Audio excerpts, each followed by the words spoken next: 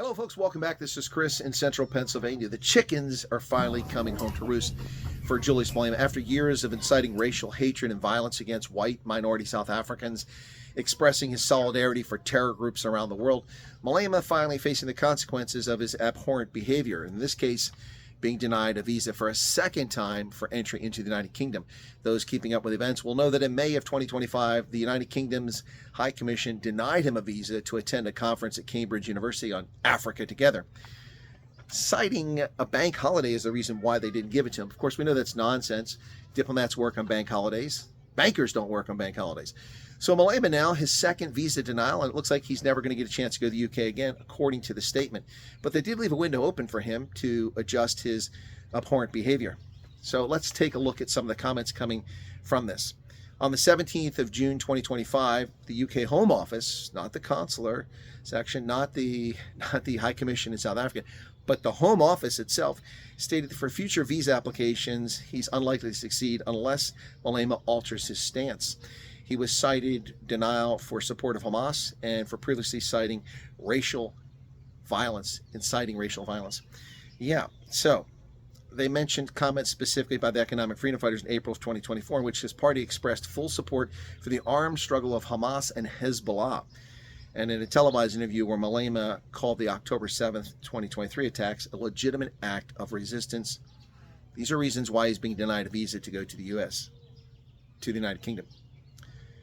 Also raised in this letter were his history of racially charged statements, including his now infamous 2016 remark in an interview that the EFF was not calling for the slaughter of white people, at least not for now.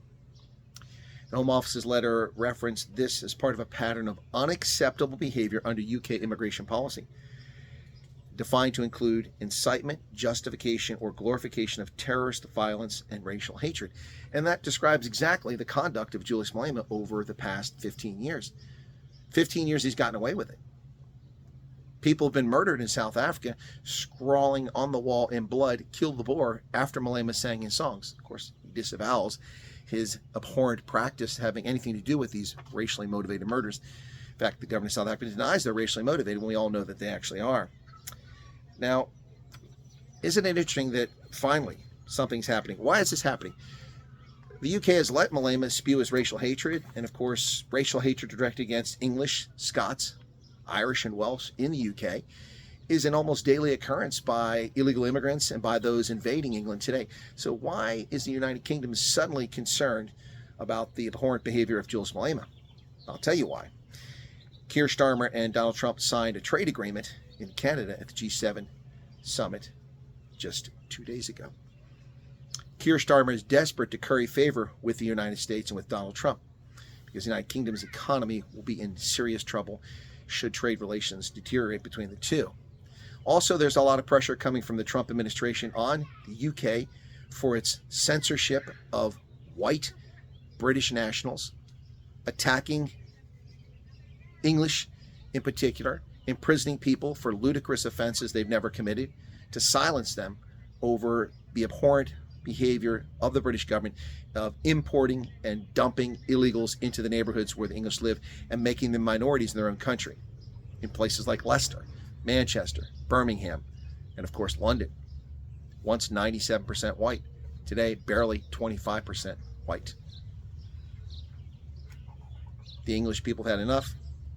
The United States government has also had enough of this nonsense.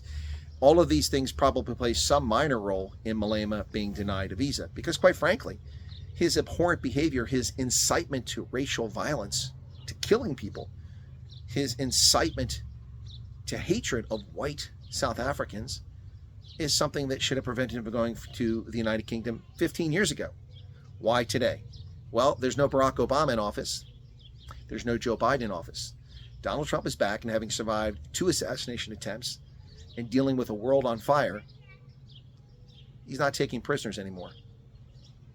And some world leaders are finally getting the message, like Keir Starmer, like the Japanese Prime Minister, and even Xi Jinping in China is taking note that Trump is not taking prisoners.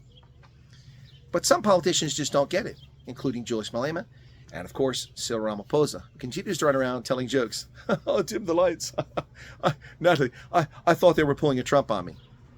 What say you, folks? Why do you think that Juju was denied a visa to go to the UK? And frankly, looks like he's not going to get a visa to go to the UK anytime soon, if ever again. But they did leave the window open if he adjusted his stance. No, whether it's just propaganda, his actions have led to torture and murder of South Africans, or so many claim. What say you, world? Cheers.